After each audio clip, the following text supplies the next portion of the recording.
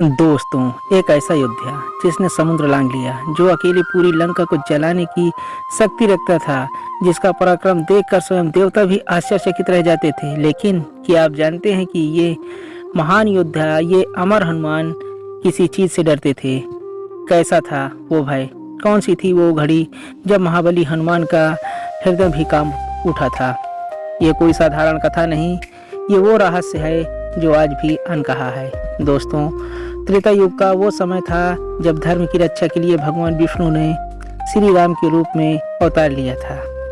उनके साथ सदा उनकी सेना में सबसे अग्रही योद्धा थे पवन पुत्र हनुमान। हनुमान जिनकी शक्ति का कोई पार नहीं था, हनुमान जिन्होंने अपनी भक्ति से देवताओं को भी चमत्कृत कर दिया था, हनुमान जिन्होंने अकेले ही लंका में आग लगाकर रावण की सत्ता को हिला दिया था। परंतु क्या आप जानते हैं कि हनुमान जी का भी एक सबसे बड़ा भय था?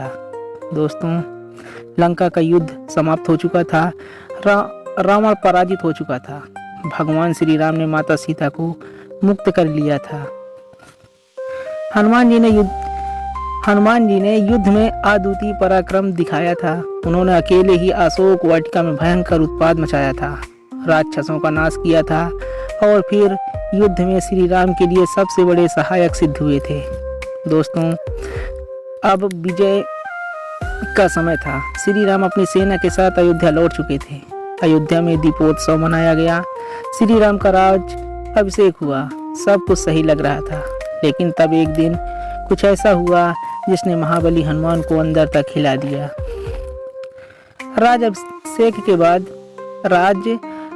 के बाद श्री राम ने अपने सभी परिजनों और सेनापतियों को अलग अलग कार्यों में नियुक्त किया। विभीषण को लंका का राजा बनाया, सुग्रीव को किष्किंधा लौटने का आदेश दिया और अंगद को राजमहल में एक महत्वपूर्ण पद दिया। लेकिन हनुमान जी तो श्री राम के चरणों में बैठे थे। उन्होंने श्री राम से कहा, हे प्रभु, मुझे कोई स्थान मत दीजिए, मुझे आपके चरणों में रहने दीजिए, मैं कहीं और नहीं जाना चाहता। श्री राम मुस्कुराए और बोले, हनुमान, तुम्हारी सेवा द्वितीय है, लेकिन अब समय आ गया है कि तुम विश्राम करो, तुम्हारा कार्य पूर्ण हो चुका है। अब अयोध्या में रहकर सुखपूर्वक जीवन बिताओ। ये सुनते ही हनुमान जी का हृदय कांप उठा। विश्राम कार्य समाप्त। दोस्तों, हनुमान जी को सबसे बड़ा भय था वो यही था कि वो किसी युद्ध में हार जाएंगे। वो यह नहीं था कि कोई शत्रु उन्हें परास्त कर देगा। उनका सबसे बड़ा भय था श्री राम की सेवा से दूर हो जाना। उन्हें लगने लगा कि यदि श्री राम का कार्य पूरा हो गया तो वो उसकी सेवा कैसे करेंगे। श्री राम का ये आदेश सुनकर हनुमान जी की आंखों में आंसू आ गए और कांपते स्वर में बोले, हे प्रभु, क्या ये मेरा अंतिम कार्य था? क्या अब मुझे आपकी सेवा का अवसर नहीं मिलेगा? श्री राम ने स्नेहपूर्वक कहा, हनुमान, तुमने अपना कर्तव्य पूरा किया है, अब तुम विश्राम कर सकते हो। ये सुनते ही हनुमान जी के शरीर में कंपन होने लगी। मैं विश्राम कैसे कर सकता हूँ? यदि सेवा का अवसर नहीं रहा तो मेरे जीवन का उद्देश्य क्या होगा? दोस्तों, हनुमान जी तुरंत भगवान के चरणों में गिर पड़े और बोले, हे प्रभु, यदि मेरी सेवा समाप्त हो गई तो मैं इस जीवन को और आगे नहीं चाहता, मुझे इस संसार से मुक्त कर दीजिए। ये सुनकर सभी स्तंभ रह गए।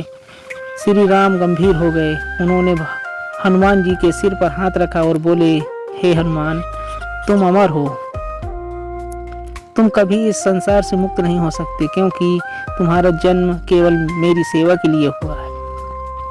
जब तक इस पृथ्वी पर श्री राम का नाम रहेगा, जब तक कोई भक्त श्री राम कहेगा, तब तक तुम इस संसार में रहोगे और भक्तों की सेवा करोगे। हनुमान जी की आंखों में आंसू छलक आए। उन्होंने अपने हाथ जोड़कर कहा, हे प्रभु, यही मेरी सबसे बड़ा सौभाग्य है। हे प्रभु, यही मेरा सबसे बड़ा सौभाग्य है, मेरी कोई और इच्छा नहीं।